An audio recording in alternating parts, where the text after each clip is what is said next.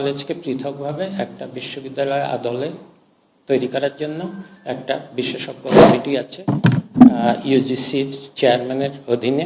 সেই 7 কলেজের মধ্যে তিতুমির কলেজও আছে। হঠাৎ করে সময় সীমার মধ্যে বিশ্ববিদ্যালয় ঘোষণা করা এটা কোনো যৌক্তিক দাবি না, এবং আমরা এখন থেকে আর এই ধরনের সময় বেঁধে দেওয়া মানে দাবির মুখে এমন সিদ্ধান্ত নেব না। সংস্কারের প্রস্তাবগুলো যদি বাস্তবায়ন করতে হয় তাহলেও সবচাইতে আগে নির্বাচনই প্রয়োজন। নির্বাচনের মাধ্যমেই যাদেরকে জনগণ দায়িত্ব দেবে সংস্কারের কাজ তারাই শুরু করতে পারবে। যদি নির্বাচন প্রক্রিয়া দেরি হয়, যদি সংস্কার আলাপ আলোচনা দীর্ঘায়িত হয়, তাহলে সেই স্বৈরাচার সুযোগ পেয়ে যাবে।